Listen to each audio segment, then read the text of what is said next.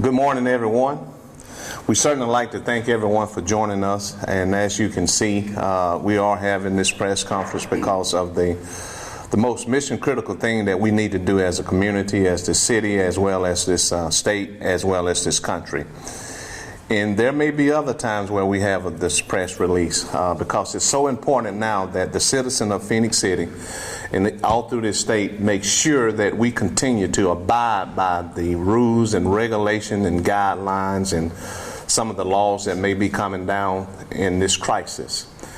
It is mission critical that we obey the rules that are put out there. As you can see, we're all standing a certain distance because in this case we all have to abide because none of us are immune to of this not happening to us. So we do want to stress to our citizens that it is mission critical that we follow the rules and guidelines of this federal government, of the state, and of our local municipality, because it is important that we do. We all know that this thing is spreading rapidly. However, if we come together in unison, if we come together following those guidelines and rules, we can easily combat this and mitigate this. And we want you all to know that there may be other things in the city that are closing. This thing is ebbing and flowing. We don't know exactly how things are going to take place as far as the action from the state as well as from the city. But we do want you all to know that the most important thing is the safety and health and well-being of our citizens. Our lives is a precious gift that has been given to us. And we have the fiduciary responsibility to make sure that we're doing everything that we can do to keep this thing in control. And I certainly want to thank the citizens of Phenix City for abiding thus far. Again, there may be some other things in our community, in our municipality and city that may be closing, but it's all due for the safeness of you. Again, I want to reiterate this, that it can ebb and flow. Tomorrow it may be something totally different. But I'm asking that we all stay resilient. And I'm so grateful that our city manager reached out to Representative Chris Blackshear to come and bring an update from the state, because again, we are in line with the state, and there may be some things that may be closing from the state as well as from the local government. But I'd certainly like to thank the people that you see standing around, our Chief of Police, Ray Smith to my left, Councilman at Large Griff Gardy, our City Manager Wallace Hunter, State Representative Chris Blackshear, our EMA Bob Franklin, and I see Chance, come on up. Chance Corbett is here, and also our Utility Director Steve Smith is here also. But again, we do want people not to take this lightly. Stay in as much as you can. If you can, please do so. Because again, we need to get our arms around this where we can manage this as best as we can. And so again, at this time, I just want to thank our city manager for getting our Representative Chris Blackshear here to discuss with you some things that are coming down from the state, which we are in line with. I know I've gotten a lot of calls about businesses closing, but you got to use some common sense. And at this point, it's not mandated, but I'll let Representative Blackshear talk more about that. So at this time, I'd like to call on Representative Chris Blackshear. Thank you, Mayor. Normally we would shake hands, and it's good to be here with you this morning. It's unfortunate circumstances that we're here, and I normally, like the mayor, just get up here and talk and give you facts, and I'm still going to give you the facts, but I want to make sure that due to the critical nature of what we're talking about, I want to make sure that I gave you the most accurate information. So I'm actually going to prepare my statements for you. So, as of close of business yesterday, Alabama has 196 confirmed cases of the COVID-19 virus in the state of Alabama. That's out of 1,832 tests that have been completed. So you can look at that two ways. If it's the cup half full, it's the 1 out of 10 that are being tested is all that's being positive. On the other hand, you can look at it as well too. There's over 4 million residents in the state of Alabama. The Alabama Department of Public Health are updating these numbers twice a day, and we should have updated numbers by 11 o'clock this morning. We held a press conference yesterday afternoon, or a conference call with Governor Ivey, So I wanted to provide you some updates from that, and I'll go through each of the critical departments throughout the state and provide you an update. Number one, first and foremost, I cannot reiterate enough the importance of the social distancing and staying 6 foot apart. Stay at home if you're able to, work from home if you have the ability. Also, maximize your trips to the grocery store and consolidate your trips as much as possible to limit your exposure and outside ability to touch in other people. Schools are closed, most daycares are closed. In some places that you're forced to leave your home for on a normal day aren't open for business. So just use your best judgment with that. This is vital to flattening the curve of the spread of the virus, not to mention it will help our healthcare facilities from reaching full capacity, and if that happens, it's going to compound the issues that we're already facing day after day. So you do have a direct impact on curbing this virus and the spread of it. The Alabama Department of Public Health currently has 17 operational screening sites around the state, and we expect to increase that number to 25 by the end of the week. The turnaround time for testing is 24 to 72 hours once the initial testing is complete and received by the laboratory. Let me stress that because a couple people have called us, and I'm sure you've gotten calls here locally. I haven't heard from the test. It seems to have taken longer. It's 24 to 72 hours once your test sample has been received by the laboratory. So you can kind of add to that, be able to get your results back. Due to the limited number of test kits available, state health officials are asking citizens to not go to testing sites if you're not symptomatic or if you have not been referred by your doctor. For information on your locations or your test site, you can go to www.alabamapublichealth.gov or you can call 1-888-264-2256 for more information on testing sites. And it's critical to reemphasize that this is specific for screening locations and information around screening. This is not a 1-800 number to call and get advice, medical advice. That's to call your normal practitioner for that. All this information I am sharing has already been sent to the city manager, so they have the information if we're looking, and I'm sure we can post that, if you're not already, on the website that's been set up here locally at the city for more information. From a business perspective, the Commerce Secretary spoke on the small business loans, which are a long duration loan with low interest rates. Alabama has been approved by the SBA, so these loans are now available to small businesses located in Alabama. These loans will be allowed for operational expenses, which includes payrolls. They've expanded what these loans can be used for, and 99.4% of all businesses in the state of Alabama are small business. So that ought to tell you the impact that this potentially has.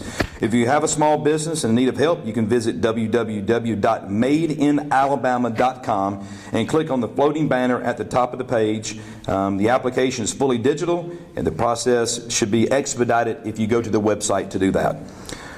The Department of Labor has taken steps that will expedite certain requirements, allowing citizens to get assistance more quickly. You can visit their website at www.labor.alabama.gov for more information or to file a claim.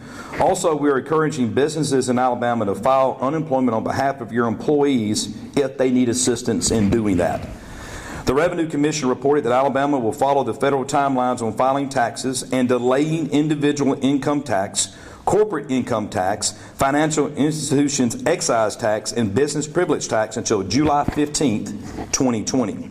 For more information on that, the website is www.revenue.alabama.gov. You can scroll to the bottom to gain more information on how this may pertain specifically to you as an individual and or a business owner.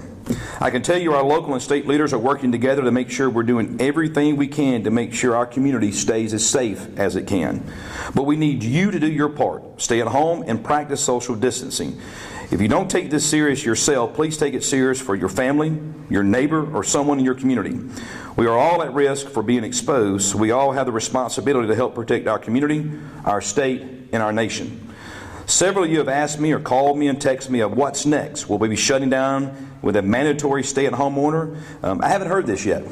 However, if we don't do our part, I'm sure at some point that potentially will be an option that's laid on the table. So let's do our part and make sure that does not become a reality. Please trust your leaders are making the best decision with the most accurate information in front of them, and every decision that is being made has your safety and concern in mind and at the forefront. I'll close with this. And I was on a call the other day, and an individual said this, and I think it's so true in situations like this. If you wait to make a decision when the decision has already been made for you, then you waited too late. So just think about that. Some of the things where we're trying to be proactive with everything.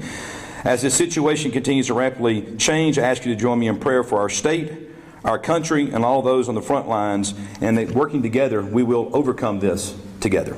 Thank you. Any questions for me or any of us that are up here? Any questions from the media?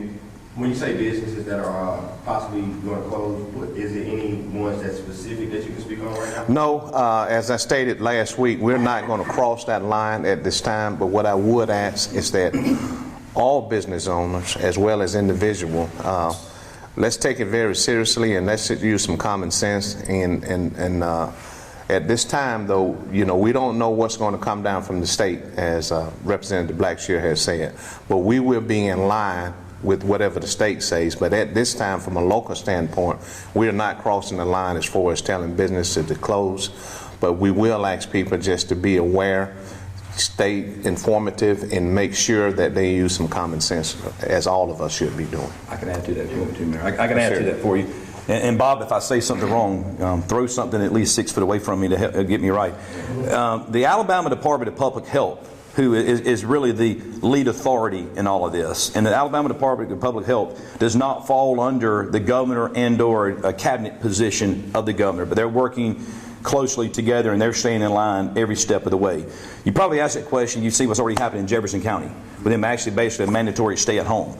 Well, local legislation several years ago was created to give Jefferson County and Mobile County their own public health department. So they have their own autonomy outside of the other cities and counties throughout the state. So for us here to have a mandatory stay at home or anything like that, that would have to be an initiative from the state public health department and Dr. Harris and his leadership and his board with that. So the mayor and them, they've done all they can right now at this level, from limiting the access to the recreation centers and things like that. But again, we cannot stress enough, we do this, we shouldn't ride by a park and see 20 or 30 people out there swinging and having a picnic together and having a barbecue together.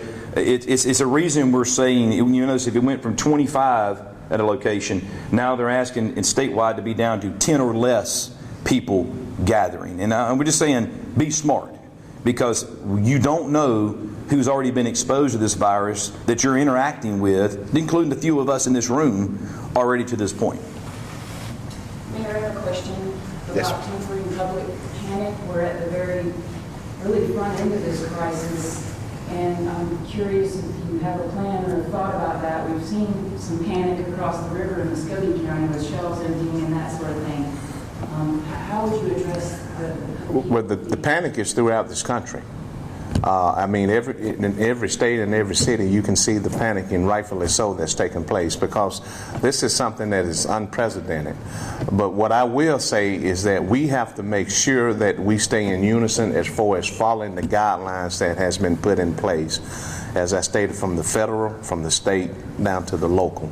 Now, we have shut some buildings down, and there may be others coming, but the most important thing now is for people, if they don't have to get out, they should not get out. But that goes back to what I was saying as far as common sense. But the panic is already there. It's real. We know that. But I just wholeheartedly believe in my heart that this is something that we can combat and defeat, providing that we are being the stewards that we need to be as far as battling this. And I hope that answers your question. Mr. Mayor, what's the site that citizens can go to if they are looking for test sites again? What would that be? Well, right now we don't have any, and I'm going to refer to Mr. Blackshear. We don't have any. He kind of alluded to this from the state level, that there are testing sites. But I do think right now, and I could be wrong, and Bob, correct me or any of you all, I think there's testing sites in Columbus, and I think they've said that it's opened up for this region, and I could be mistakenly for that. But I'm hoping that from the state level, and I'm sure they will, and again, Representative Blackshear will allude to that even more. But I think it's just a matter of time that it's coming. But I do want to caveat that by saying, it would have to be hot spots, which is the phrases that are being used based on the number of people that has been confirmed. So I say that to say this: if there's not a lot of cases that are here, and we can only pray and hope that it's not, I don't know, we may not get a test site, but I'm not sure, so I'm going to allude to Representative Blackshear on that. So that website, once... Testing, how would you know if people are sick here in We do have testing. Yeah, hang on. And Robbie, that's a great segue, and I'll set that up for our EMA director, Bob Franklin, in a second. But let me answer your question there. It's Alabama Public Health, altogether.gov. The 1-800 number is 888-264-2256.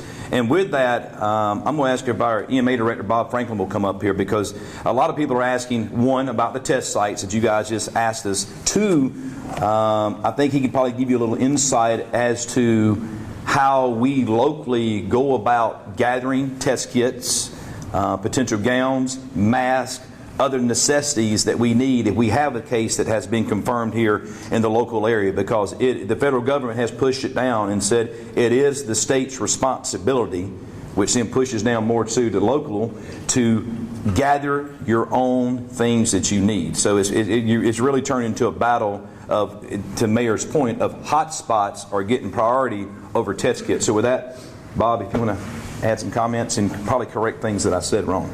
No, sir, you are dead on. Good morning. We have had testing in Russell County. I can't give you the exact number, but it's been multiple people tested who had signs or symptoms that would have alluded to the fact that maybe they have this disease. All of the tests that have been conducted in Russell County have come back negative. So we don't have any active cases, but we have had people tested, and we're continuing to test people. As Representative Blackshear said, the test kits are scarce, so we're working on getting more of those. We have gotten supplies from it's a strategic national stockpile that's been pushed out of medical supplies. It's not a lot. It's not going to get us through this whole thing, but it's a start, and we'll have more stuff coming. One thing I do want to address is rumor control. In these times, it's imperative that everybody receive the correct information, and social media is bad about pushing out inaccuracies or false information or rumors or just junk. FEMA has a website for rumor control where you can verify any of these things that you're hearing on social media. It's FEMA.gov/coronavirus-rumor-control. So if you're getting information and you're not sure if it's facts, go to FEMA's website and verify it there. The city also has a site where you can verify that information, but rumors aren't going to help us any. Thank you, Bob. Any other questions? I have another question for Representative Blackshear. Sir, is there any idea for, and I know that this is probably, there's probably not an answer to this question, but is there any idea for parents and school children in regard to whether it be elementary, grade level, and college, because at this point we all know that the college students are out now. Is there any answer to when school will ramp back up? Are there dates that anybody's looking at? Can you speak to that a little bit? Well, Dr. Mackey, our state Board of Education superintendent, state superintendent, had a press conference the other day where he mentioned that with President Trump pushing down some of the standardized testing to be flattened and removed for this year, that's already been announced for the kids. If you look just here locally in our own community, the Phenix City School Systems actually is on spring break this week. So even though they were quarantined at home last week, they did some virtual testing last Wednesday, Thursday, Friday. Glenwood School, the private entity here in town, is actually out for their second week. They're on spring break next week. They're actually going to be doing some of the same testing via the intranet this Wednesday, Thursday, Friday as well too, virtually. So to answer your question, as you see school systems individually preparing, I think that should probably lead you to what may be coming. Now, I'm not saying that I know something, I'm not giving the answer, I don't. Right now, the plan is, I think, that'd be Monday the 5th to return back to school. But if you're asking me for my personal assessment, I think that's going to be probably a struggle. just from all the preparations that are taking place on an individual basis. Russell County school system, Dr. Coley is doing the same thing as well too. And I think it's critical to make sure we understand as well too, when you're at home with your kids or whomever's at home with your kids, read with them. Just don't let them play games and stuff. They need to understand this is not an extended vacation and or an early start to their summer. And we also need to keep in mind too, there are a lot of seniors in this community and around this nation that were looking forward to their prom, that was looking forward to walking and getting that diploma and being able to turn that tassel and hanging out and doing things for the last time with their classmates. Spring sports, you're looking forward to playing your senior year. And that's at the local level. That's at the youth league level right down the street from here. You're 6 years old. You're getting to play in the big leagues for your first time at 6. Now that's on hold. So I think it's important to understand if you don't see all the precautions and things that have taken place around this local area and around this country, if you don't think it's something serious that you need to be taken serious, I think you need to reassess your thought process around this and start getting there. So I know I rambled on you with that, but I think it leads it down a path of the schools is a prime example of how critical this is and what the impact is really, how deep this impact is going here, especially even locally. I'm sorry, I have one more question in that same vein. And I'm sure that this is not at the top of the priority to talk about, but while we're talking about the children's graduations, whether it be high school or college, is that a part of the conversation with you all to leave it up to maybe local schools in regard to if there's going to be some sort of delayed ceremonies for these kids, whether it be high school or college, because parents and kids are looking forward to that opportunity. Are you all talking about that? Well, Dr. Mackey has a separate board from us as well there that is an elected state school board, and I know they're having those conversations. We haven't been privy to those conversations yet. I know locally there's hope and optimism that we can get to some point to where we can do that. But again, the social gathering restrictions and the quarantine restrictions that we have around what's going on right now will have to be lifted before we can ever execute any thoughts or plans we may have around a gathering such as that. But let's hope that happens because those kids deserve that. Thank you. Mm-hmm. Any other questions? If not, let me say this before closing. And that's a great question. All these things that we in this country has a privilege of being involved with, sports, social gathering, education, graduations, events that brings this country, this state, this city together. All those things are important, and it could very well means that the graduating seniors may miss their proms, may miss their marching across the stage. But what I hope that we're doing in this country, in this city, in this state, we're raising up leaders. So what I'm hoping that in spite of, if that doesn't happen for them, which is really a grandiose event, what I'm praying and hoping is that when they become leaders and they take our places, they will be able to say, we missed that, but we were a part of something to make sure that our country, our state, our city got beyond that because we were the leaders that they prepared us for. All those things are important.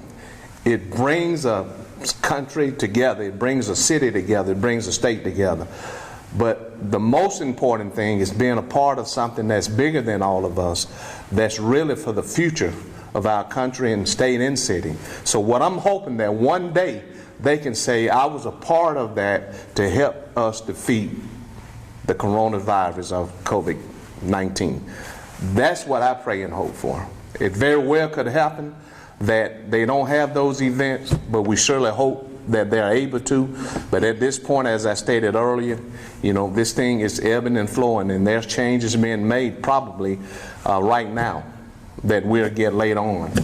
But what I want people to realize that our safetyness and our health is the most important thing, and that we are cut from the same cloth. And as we've been saying as a council, we are all in this thing together.